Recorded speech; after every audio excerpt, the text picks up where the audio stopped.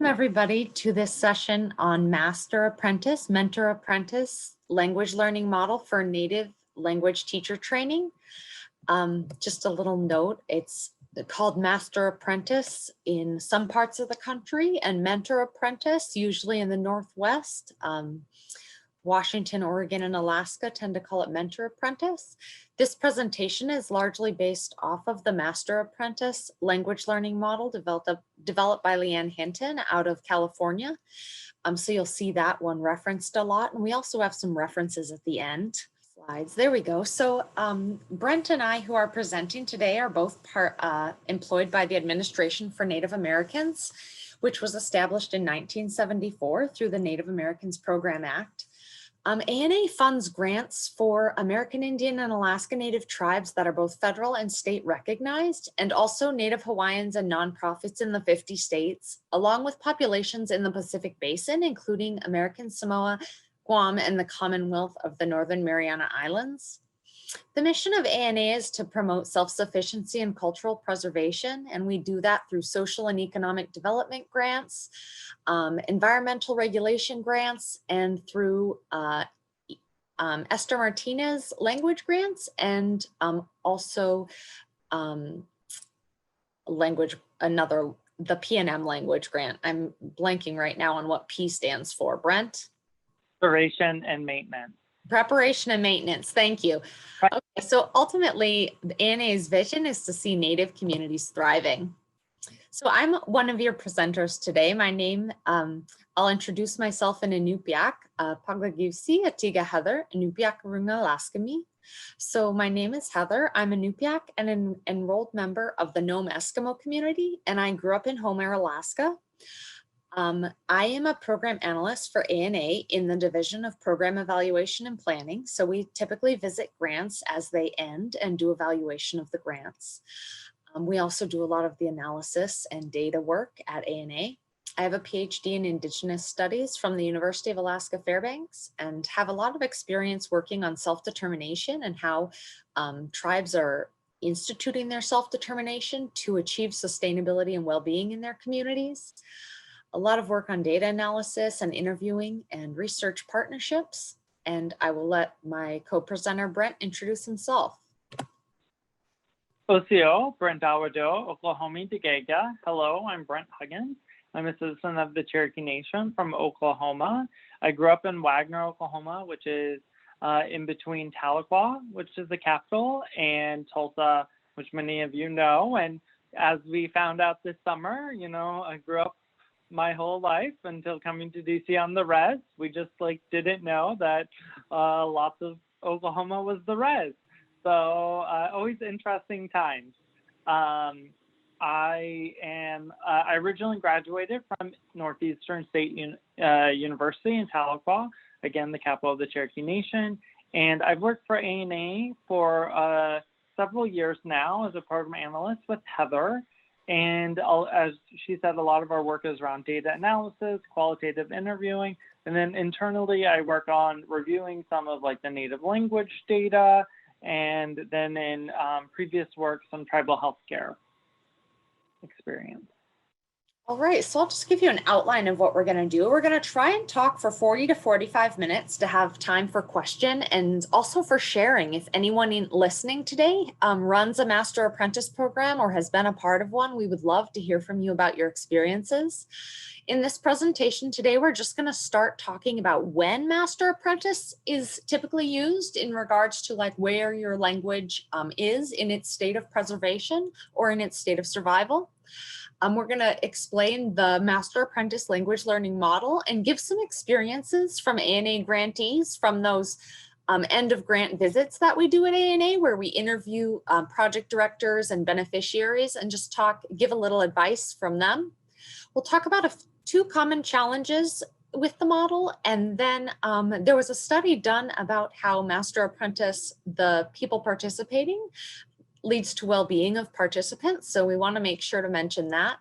We'll give you some past ACF grantees so you can have people you might want to reach out to hear about the programs or how they instituted it. And we'll also give you some resources on Master-Apprentice at the end that you can look further. If you have any questions through the webinar, you can type them in the chat box and we'll just get to them all at the end. If you can please keep yourself muted throughout the presentation, we'll just take questions at the end. And if you want to ask your question verbally once we get to the that thank you and questions page, you can do that instead of putting them in the chat. Either way is fine. But feel free to put them in the chat if a question comes up as we go, and we'll just read it off at the end. Okay, Brent? Yeah, so, you know, as many of you may be aware, this is Fishman's scale. And, you know, so we're really looking at a lot of projects that are in the range of 8A or 8B, which is really whenever speakers are primarily elders or grandparents and the language is severely endangered. Unfortunately, many of our native languages, if not almost all of them, fall in this range. And when the language is not yet extinct, but grandparents and elders are able to speak it, we think that Master-Apprentice model may be a good way to revitalize the language, that through this model of pairing elders with people in their 20s or 30s or a bit older to really intensively learn the language to apprentice, that this would be a good way to train teachers and to revitalize the language. So typically elders and grandparents, you know, when your language is at this stage of survival, elders and grandparents are not usually used to instruct language classes for youth. Because it can be so overwhelming with the age gap and the veracity of youth. So typically we pair these elder and grandparent masters with apprentices, like Brent said, that maybe range in their age from 20 to 40. And then those apprentices become the language teachers.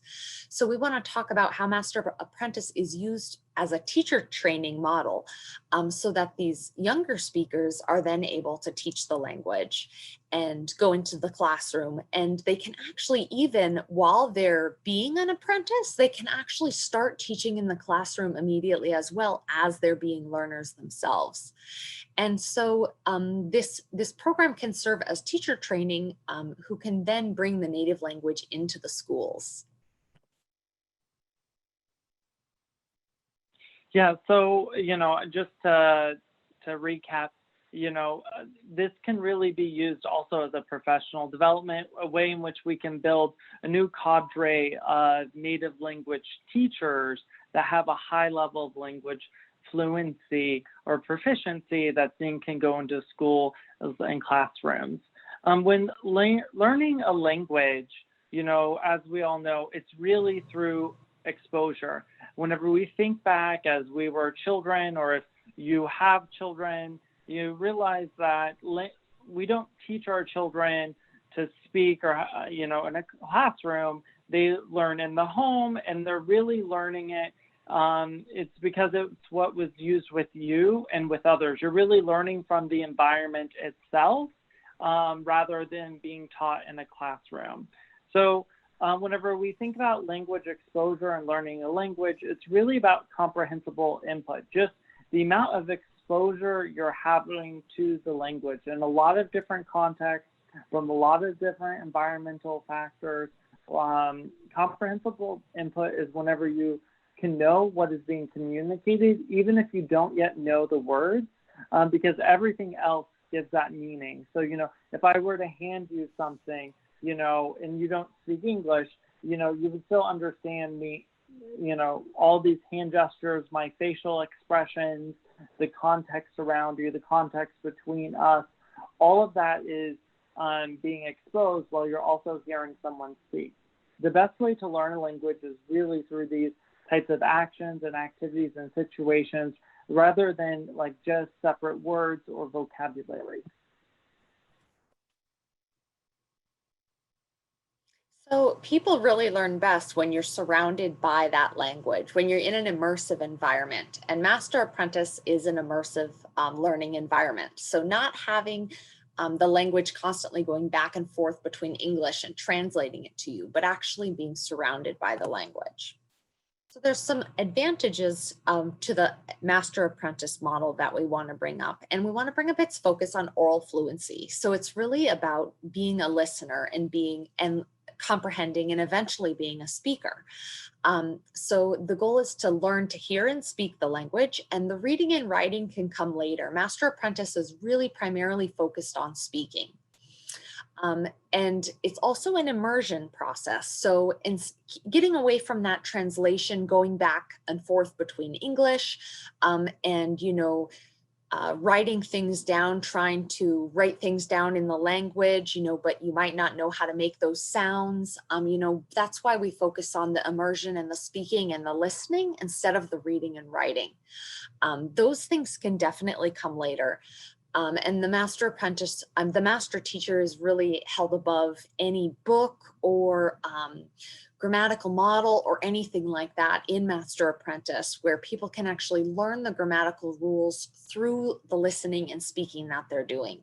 Instead of doing it through a book and then having that heavy focus on rules as they're trying to speak, the goal is to have more flow come to that speaking and to actually absorb the grammar through the listening of the language that you do with the master. So we just wanted to give some experiences from the Confederated Tribes of the Warm Springs Reservation of Oregon, who had a Master-Apprentice program that was funded by ANA. And they talked about in picking apprentices, it's important to have people who are old enough that they are thinking in the long term, that they're learning the language in order to teach it to younger generations. So typically we would say that apprentices are usually already out of high school and that they're able to take on this heavy responsibility of passing on the language, and also that they are able to have the time to devote to learning the language. And then the project director of this project also talked about doing team building activities to help build relationships between the master elders and the apprentices, because they might not know each other or have run in similar social circles prior to engaging in this program. So, to kind of try and build that team environment so that there's mutual respect between the teachers and the learners, and that there can be a fun and safe environment for language learning, since language learning is such a vulnerable experience. Want to jump in, Brian? Yeah. So as we talked, we go on some site visits, and, so we have an opportunity to learn from some of our past grantees. So we're just sharing some excerpts from what they have shared with us. And so with this Master-Apprentice model, there's a couple of different ways. It could be, one-on-one, where it's like one elder master speaker and one apprentice. It could be, two elder speakers and like two apprentices, or like two elder speakers and 3 and 4, apprentices. And, it's possible that sometimes, that there'll be one-on-one instruction or conversations and engagement. Other times when you're going to observe elders, 2 elders communicating to each other and have a lot of natural language exposure along with comprehensible input.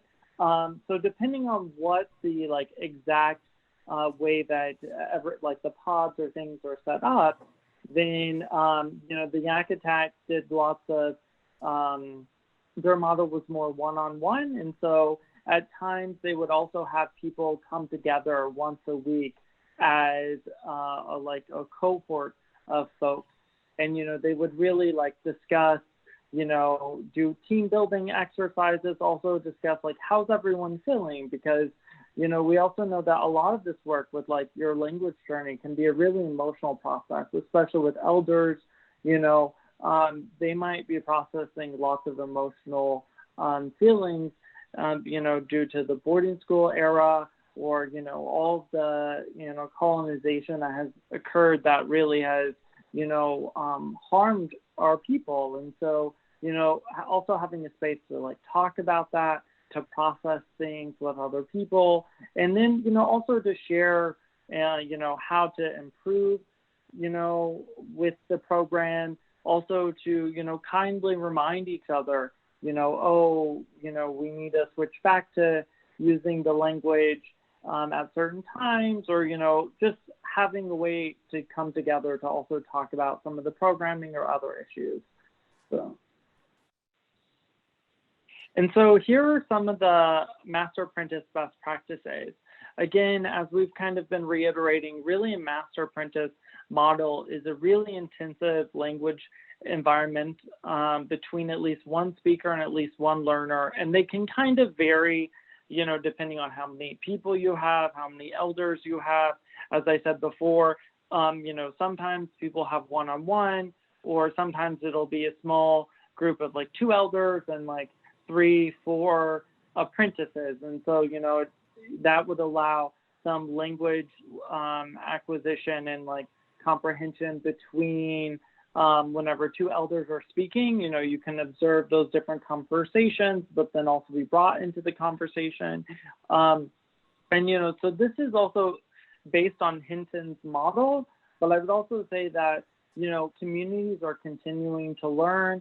And so, things might be refined. In the model that's presented, it's 10 to 20 hours a week at minimum of really language immersion. But a lot of projects that are especially seeing lots of language gains and high levels of proficiency are doing 30 to 40 hours of a language immersion a week.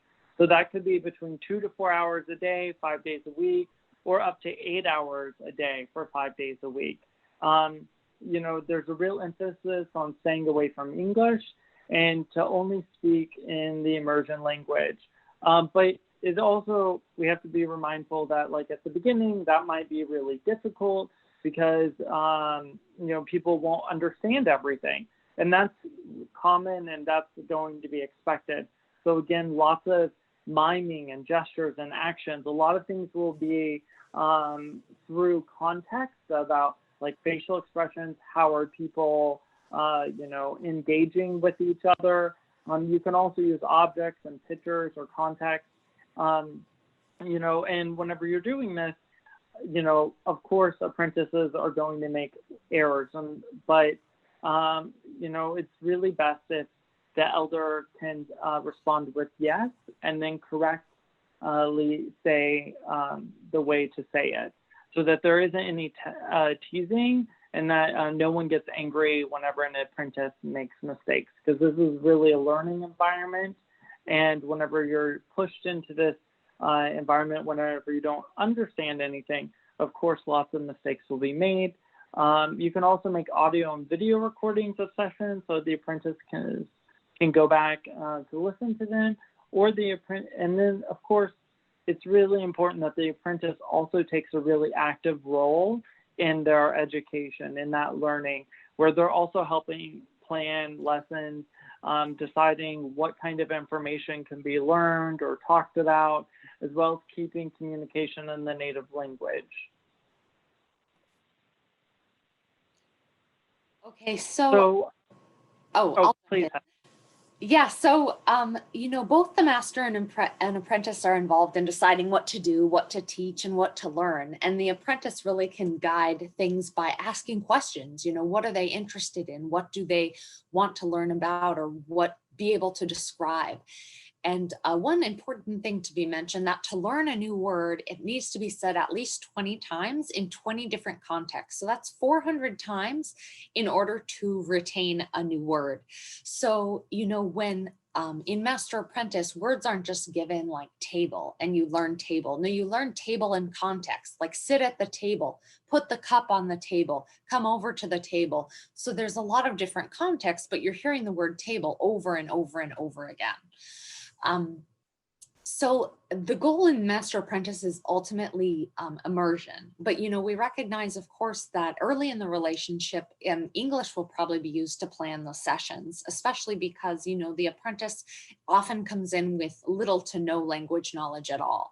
And due to that, maybe the first immersion sessions are shorter, 5 to 10 minutes, and then going back into English and then going back into the immersion, building up that immersion time till the whole time together can be spent in immersion. Also, using these gestures, talking in full sentences, total physical response is a very powerful method where you say and do things at the same time. So you involve your body in movement. So if the elder says, bring the cup to the table, then the apprentice actually brings the cup and sets it on the table. So you're doing these activities, sit in the chair, actually sit in the chair. You're connecting what your body is doing with what you're hearing and what you're learning. And it helps with that absorbing the language and learning those new words. So the goal is to, really have those real life situations, doing things together. And we're going to give many more examples of different things that you can do together as well later in the presentation. So ultimately, the biggest obstacle to adult language learning that Hinton brings up is just the impatience that learners have with themselves and that teachers have with the learner. So the most open we can be and supportive of one another in Master-Apprentice language learning is, allows the most growth to happen.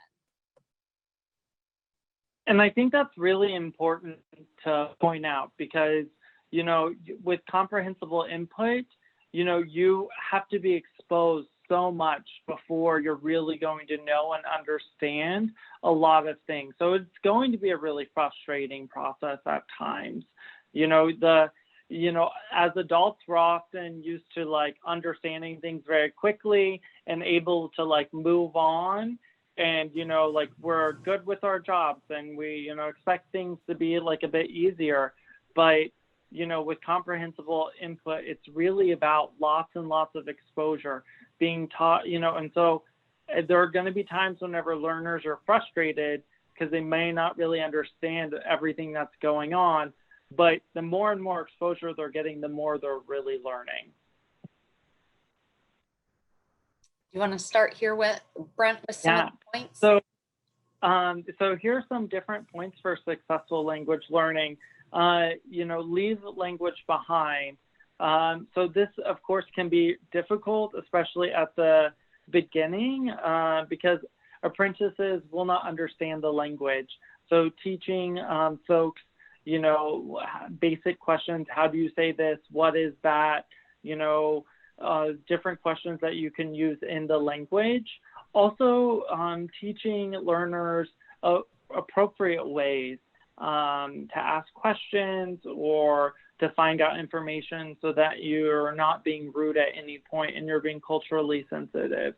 It's also an obligation really of both the learner and the master and everyone that's involved to politely and very kindly remind each other to stay away from English.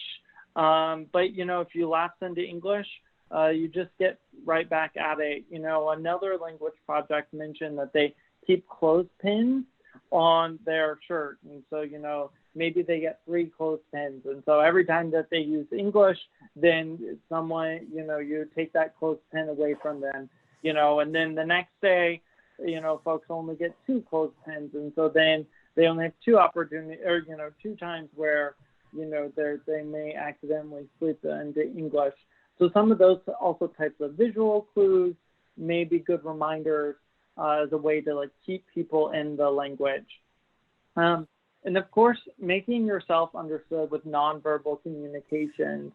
That's a lot of this is around gestures, facial expressions, pictures, objects. It's around hand movement and really context. Telling someone to set the glass of water on the table, or handing someone something. All of those things are if you're handing something, my shoulders are moving up. Those are all types of nonverbal communication that kind of help signal and people will understand things. So it's also very important in the model that you're really teaching in full sentences. So instead of just saying sit down or sit, you should say sit on the chair or, can you please sit down?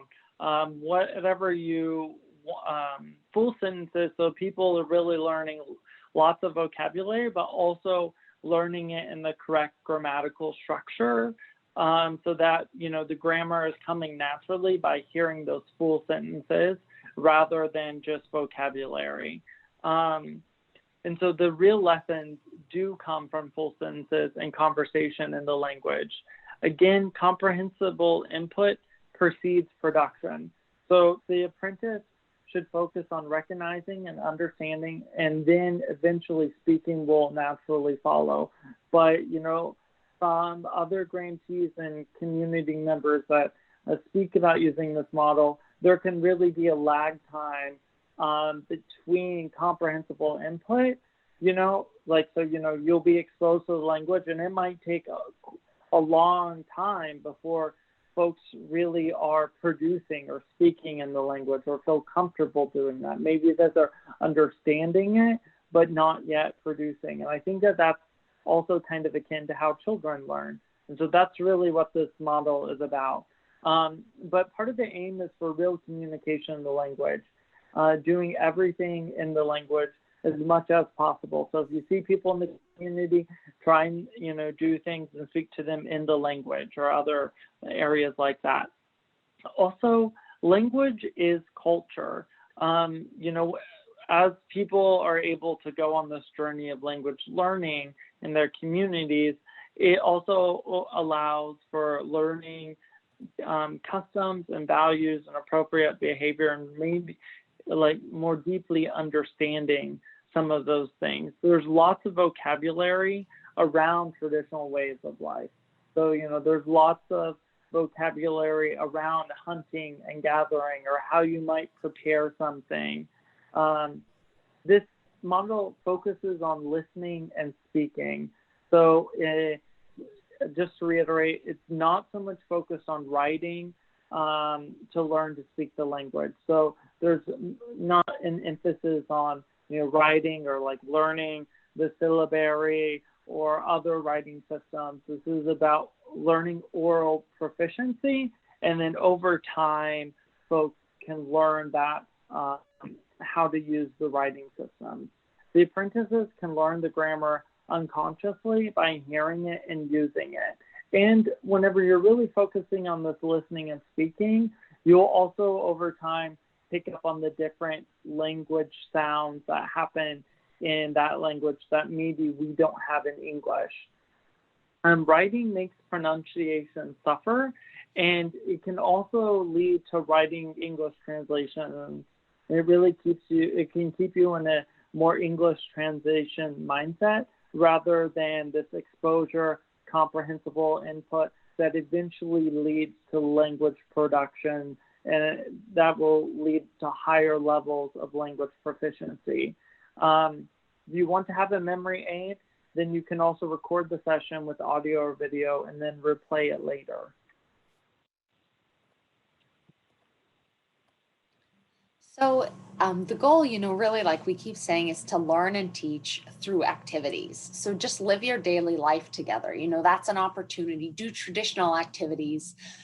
You can talk about the weather. You can make pancakes. You can make coffee. There's also, we'll show later some different pictures that you can work with. You can also put the television on mute and describe what's happening in the scenes. And then another great way to further absorb what you've learned is to teach it to someone else.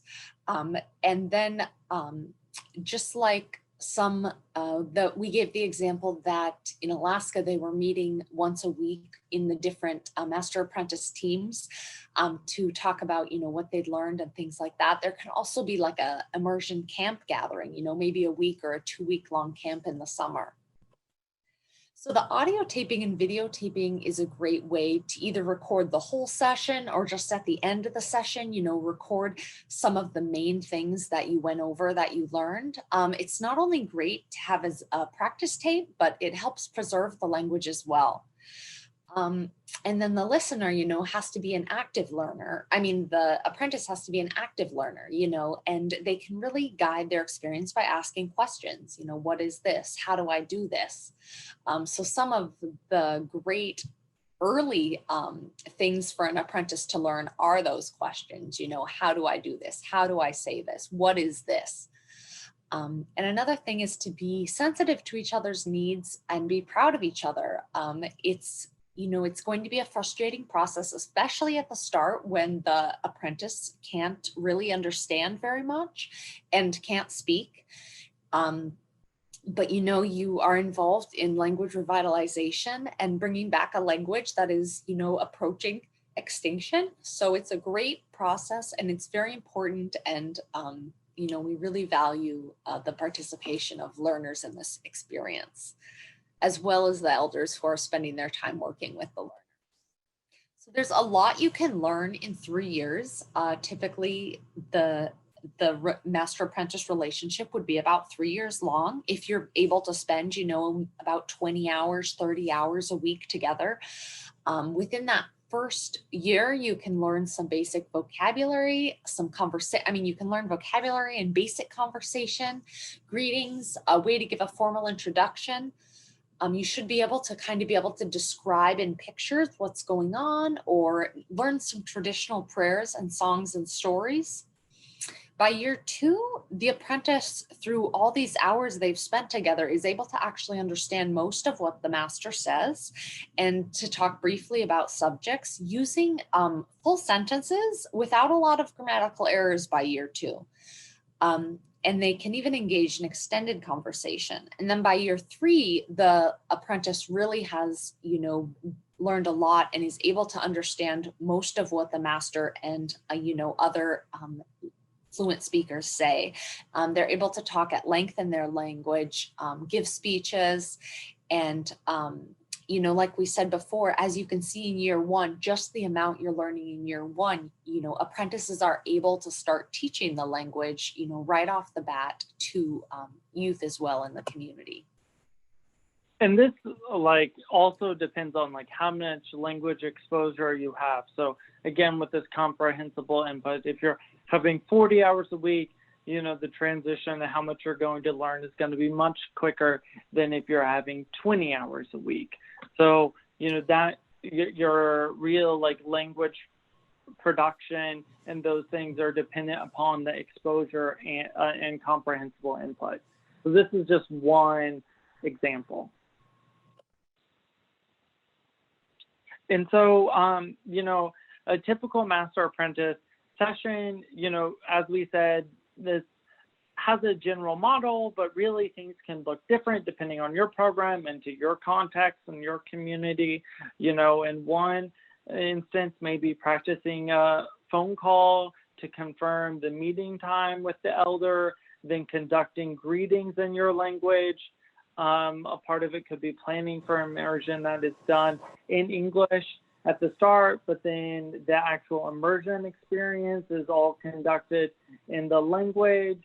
Also having small rituals like making coffee or talking about the weather or asking about someone's life, using situations instead of learning separate words. Understanding, again, precedes speaking. So ask the apprentice questions and command, or understanding precedes speaking. So ask the apprentice questions and commands. After the immersive set, you may also want to talk about it and, how could you improve the immersion experience? So, in other sessions, it might also be that, if there's 2 elders and 3 or 4 speakers, or 2 elders and 2 learners, 2 elders and 2 or 3 learners, there could be a lot of natural language conversation between the 2 elders, and then including the learners at different points, or between 1 elder and 1 speaker, and then everyone else is observing. So there could be a lot of different ways that this could work. On one of the other sessions yesterday, someone also mentioned just simply, during the COVID era, if you want to have a conversation via Zoom, maybe you have a conversation on Zoom, but then you have the computer call your cell phone, and then on your cell phone, you 3-way dial the elder. And so then the elder is just receiving a call and they pick up on the phone, and then they're in the Zoom call because you've already done that for them. So, depending on, if you're trying to record things or have multiple people, also ways in which we can maybe make it a little bit easier for our elders to engage especially when, unfortunately, we can't always do everything in person. And I should also say that, this model traditionally is used, whenever we're not in, these circumstances of a pandemic. So, these things may have to be modified more so for this era. Heather, would you like to continue? Sure. So it's important to remember that even if you're not understanding something, the unstructured immersion and just hearing the elders speak the language is great for the apprentice. It gets you to hear those different sounds that you might not have in English. So even if you're not understanding the words, you're starting to get those other sounds. And then devoting some time at the end of the session, to prepare the practice tapes, or even to kind of plan what the next session will be, choosing the next date and time and activities. You can for sure say your farewells in your language. And then it's important, if you see each other maybe at the grocery store in between sessions, that you maintain that immersion as much as possible and practice, using the language. You've learned that, initial greeting, practice those greetings and farewells if you run into each other in town. So language learning is most effortless when it's done through activities. So instead of just sitting there where the learner is like trying to understand words, they can be absorbed in the activity and involved, and learning the language and understanding the context of the activity. Even still, at the very beginning, they're really not going to understand very much words, but they can see the process of what's going on in that activity, and absorbing the activity is what helps them absorb the understanding of those words. And that goes back to, again, that, engaging your body in the learning process. So, there's a lot of, there's so many different activities, and we're just going to give you a few different examples here. Like we said, greeting and leave taking, using the language, learning those basic questions. How do you say this? What is this?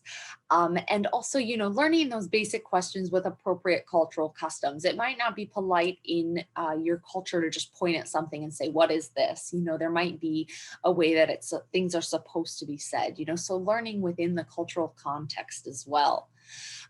Another great thing for apprentices to learn right off the bat is how to say it slowly, because I know for sure when I've been a language learner, everything sounds so fast. I can't even hear separate words, be able to separate words from one another at first when I hear the new language. And also learning how to say, please speak to me in our language, to keep that immersive experience going, if people slip out here and there. Using commands to teach as well. And also games like dominoes or cards, to help learn the numbers, and to just expand your vocabulary through other things that you might encounter in your daily life.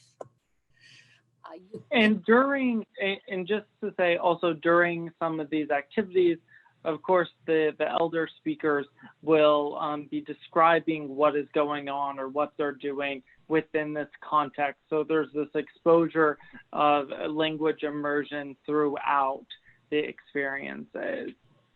So go ahead, Brian. Okay, so you can also have names for things. So instead of just saying table, use full sentences like that's a table, or please set your water on the table. Is that a table? All of these different ways in which we can, say different things around the same objects are providing a lot of context. Again, saying things 20 different ways, it's 20 different times, 20 different ways until you understand it. You're talking about the weather, bringing in different pictures of the weather, snacks and food. Also, taking walks with the elder speaker, and really just being there, listening as they speak, hearing those pronunciations while you're really being bathed in the language can really be helpful.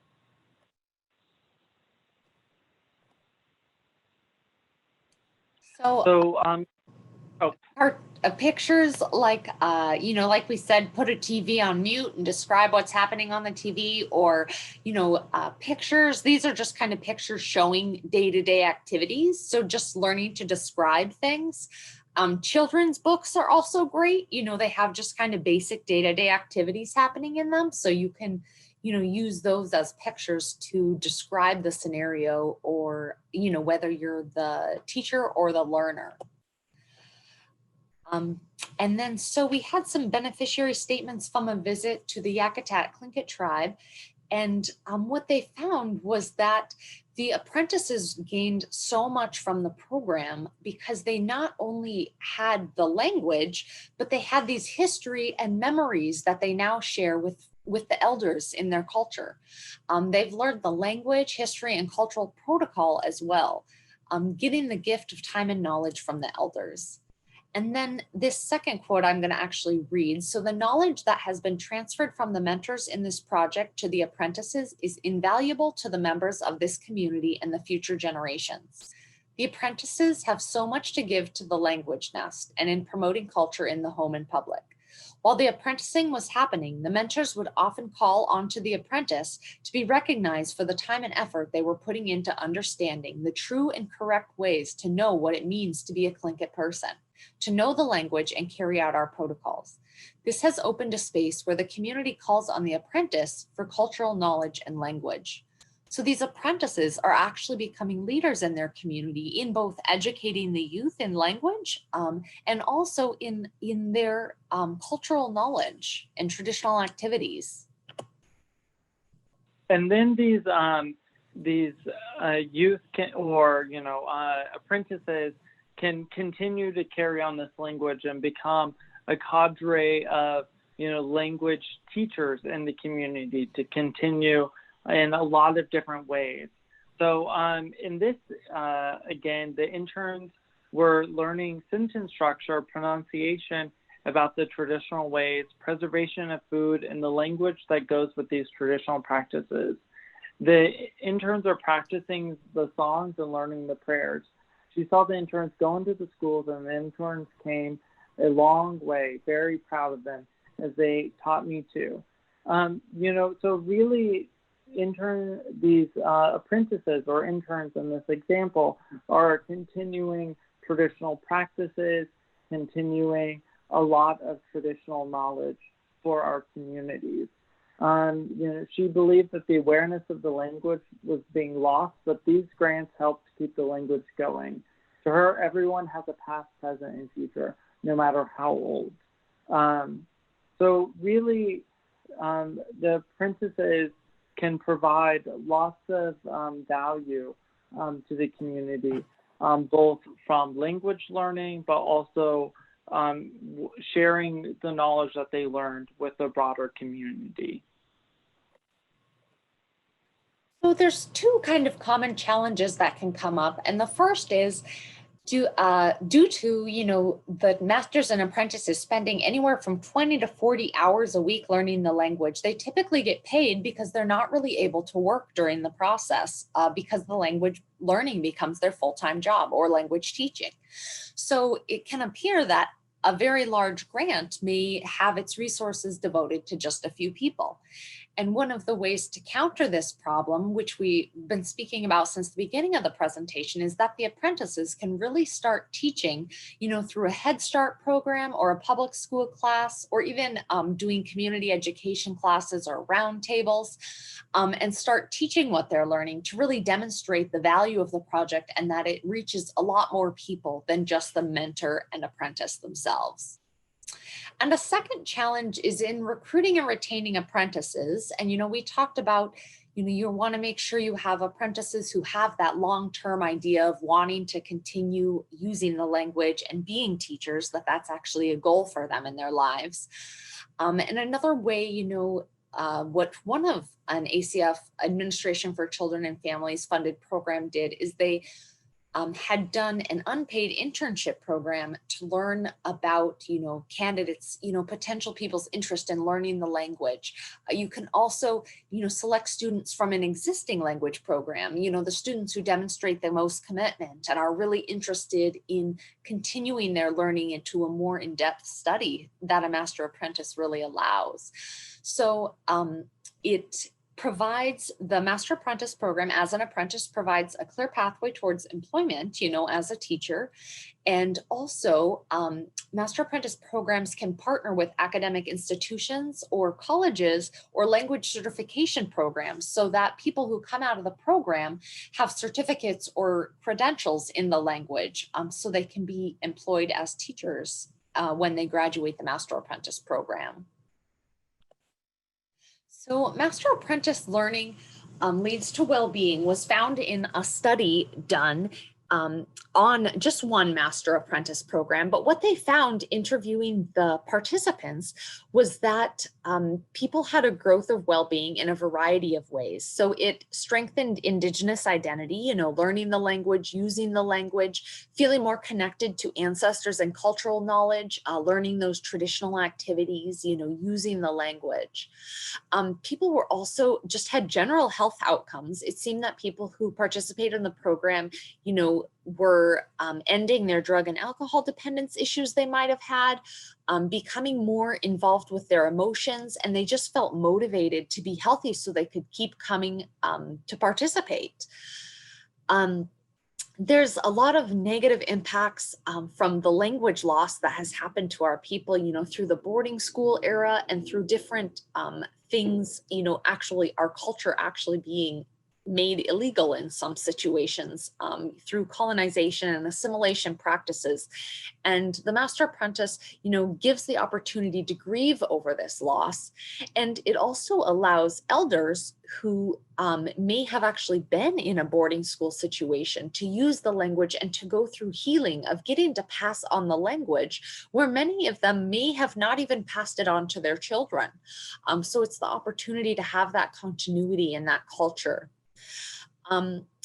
The commitment to a Master Apprentice was it strengthened people's confidence and they felt more empowered knowing their language. However, there was also a point to note that it is exhausting. There are a lot of hours devoted to language learning. So you definitely need to have people who are very, interested in continuing the language and being involved in using the language for the rest of their lives.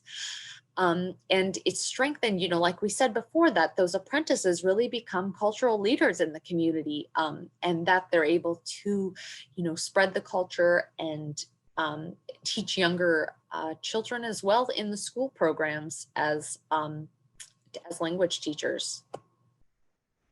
So there's a list here of some ACF grantees. Not some of these are ANA grantees, and this list is provided so you can go back to it if you want to be able to reach out to anyone who's had a program before, or see how they did things in their program.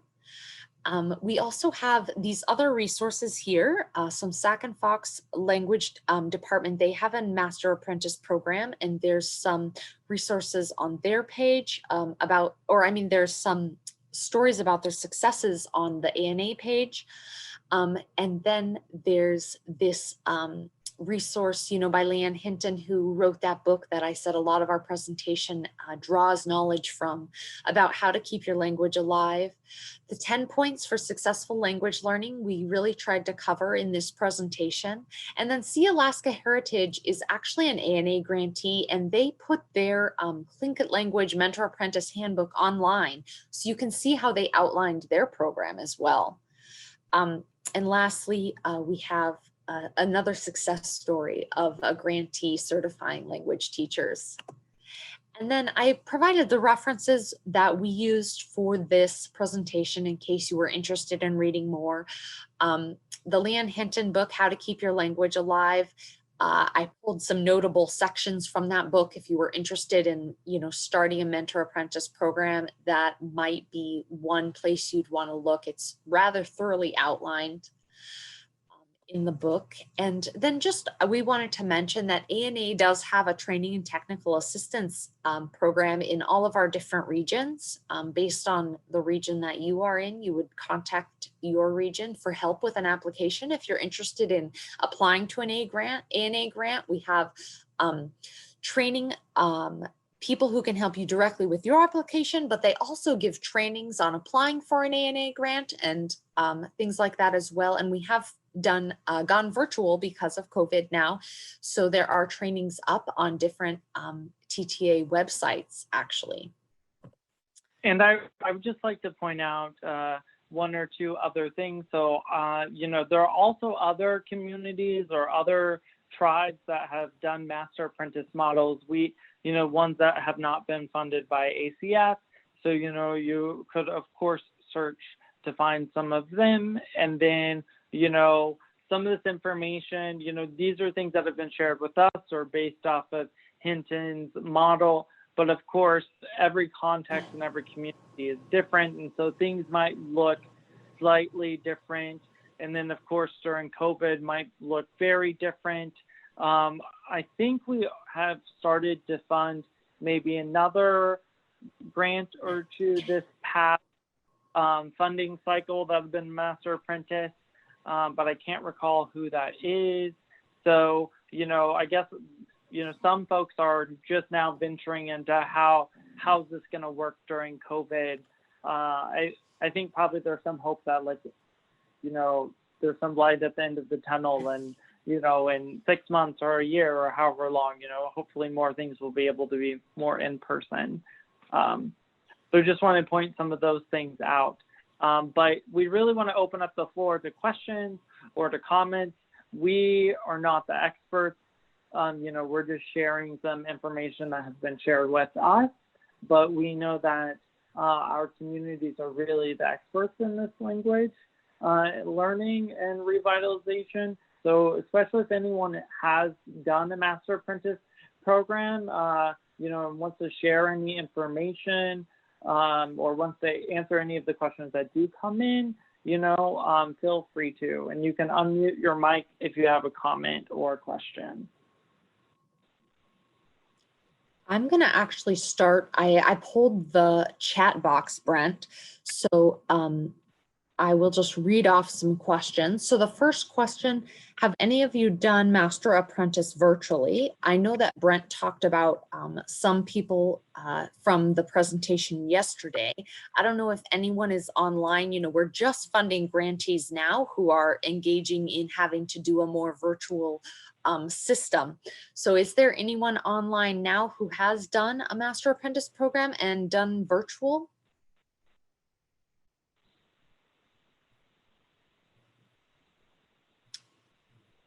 So that might be something that develops over the next few years for sure. Yeah, and I also know that the Cherokee Nation of Oklahoma, they have done a Master-Apprentice model, which hasn't been funded by us, at least not directly. And I think that they're going now, so I imagine they are doing something virtual. But I don't know exactly how that's working at the moment. Okay, and then another question, is it possible to get a copy of the 10 points?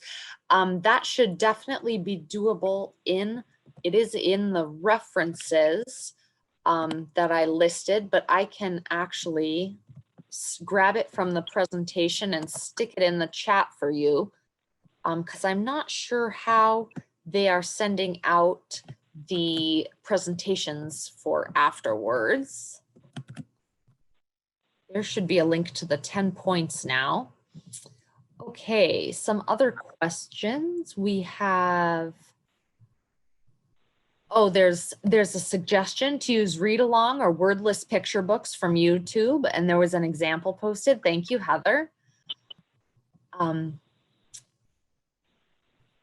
Oh, it works great for languages that are not written. I would agree completely. Felice, if you're still on and want to share any experiences with us, feel free to unmute yourself. Everybody should be able to unmute themselves now, I think. Hi, this is Feliz.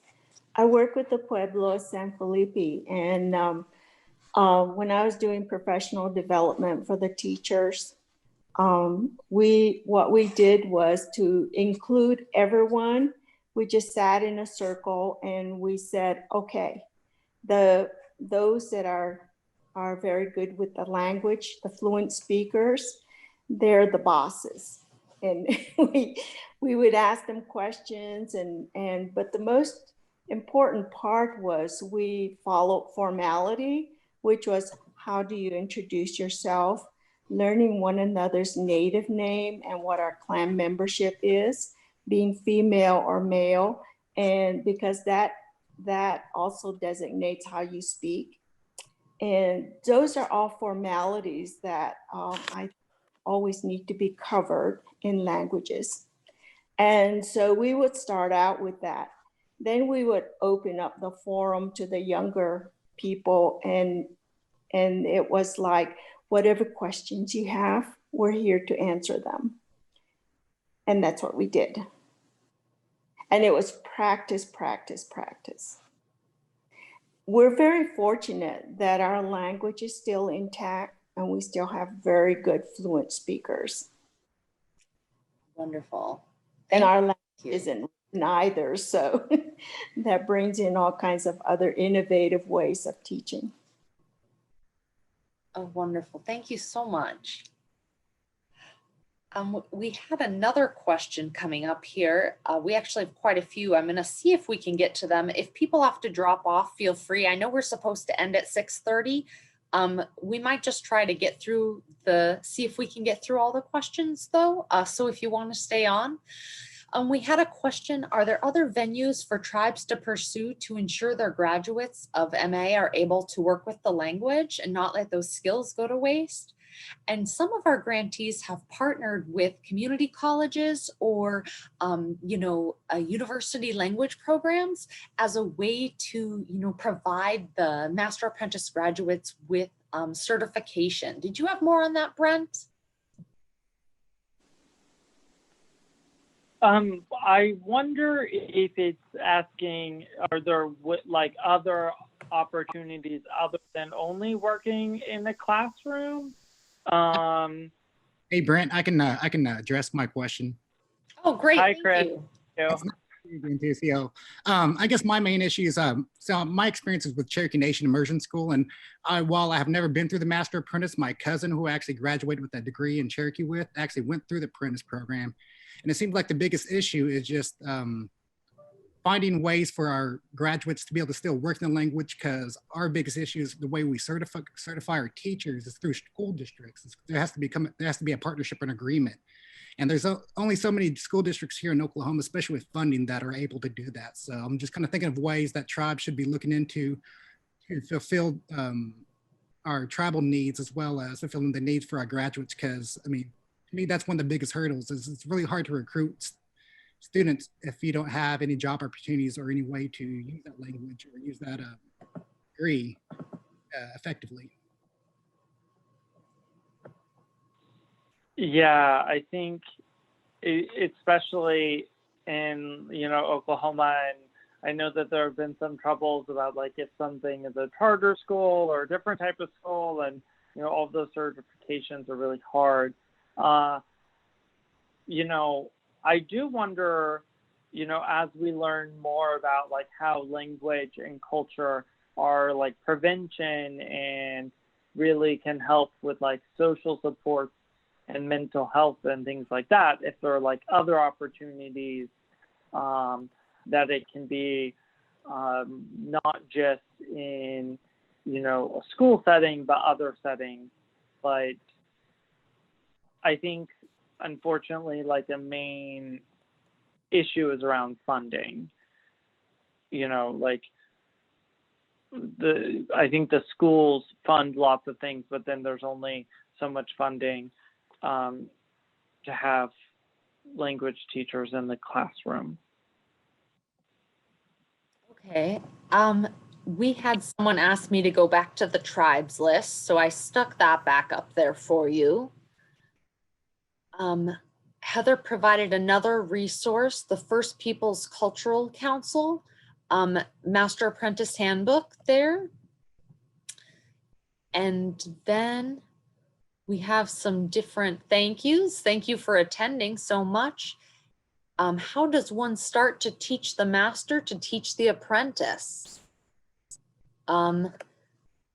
Brent, do you have anything on that, or has anyone who's here been involved in that process? Heather Suter, Additional Carson, I'm a chief, Canada, Manitoba, Australia. Hi, I'm Heather Suter. I'm a chief from Manitoba, Canada. And I run with an elder a small language revitalization circle, and we run a Master-Apprentice program.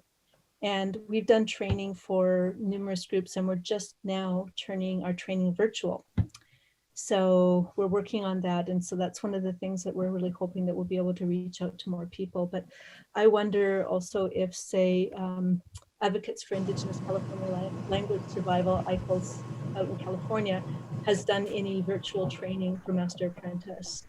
I'm kind of interested to know. I've heard that really recently as well, which I'll find out, and maybe I can get this information to someone. I don't know who I'd get it to in your group, but there's also another group that in Saskatchewan, which is the province next to Manitoba, which is kind of north of North Dakota and Montana, to give you guys an idea of where we are.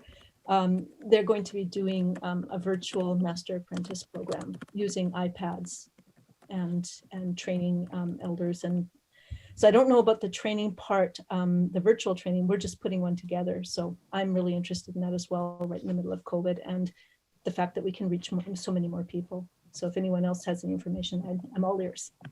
Marcy, thank you. Thank you so much. I just put Brent and my emails in the chat as well, if anyone wanted to reach out to us about anything. And yeah, if anyone else wants to share their contact information for someone to reach out with them, feel free as well. Hi, I just wanted to comment. I'm from Taos Pueblo, and I'm a language teacher, and also recently became a program coordinator.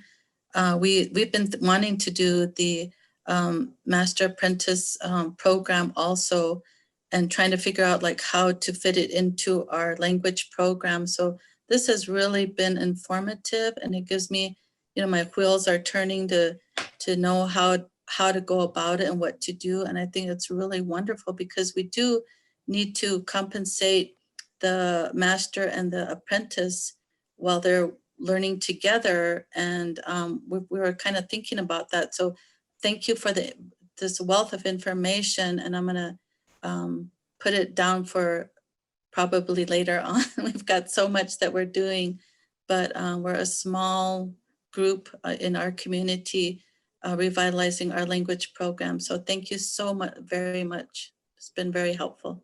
Ta'a. Wonderful. Well, thank you everybody for coming. We have reached the end of time. I see that Heather stuck her email out there as well. Heather, who called in from Canada, which is awesome that we have some international participants. And then I just have a plug for a session that I'm working in tomorrow.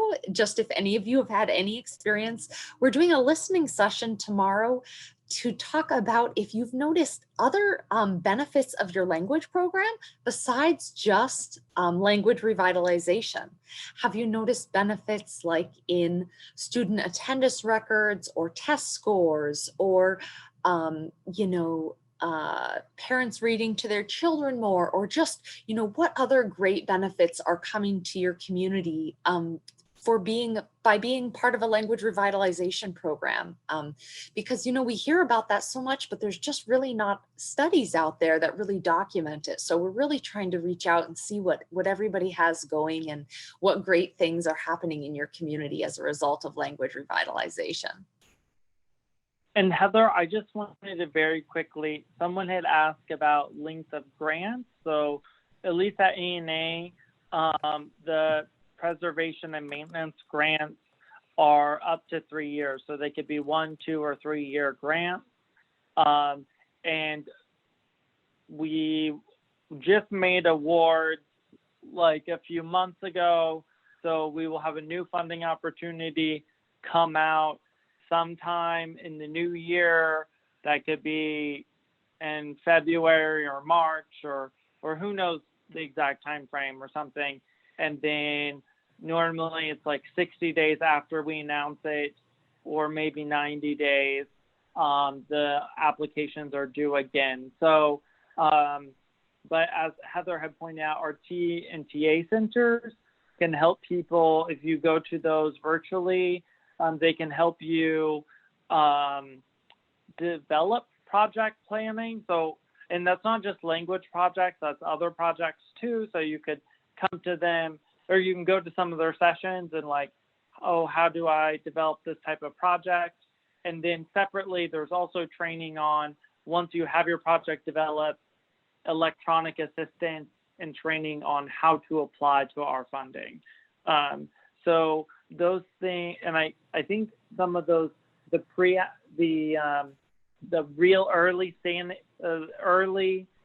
planning stage training, those are happening now.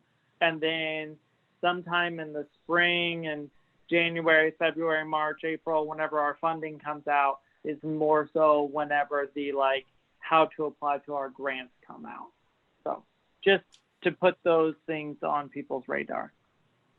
And the other language program we fund is the Emmy program, the Esther Martinez Initiative, which can be up to 5 years of funding. And so if you run a language nest or immersion school and are offering, you know, the 500 hours of instruction to students, some grantees apply to fund their language nest and immersion school, but also do a Master-Apprentice teacher training as another of their objectives. So there's a few different, there's those 2 different funding options at ANA for language.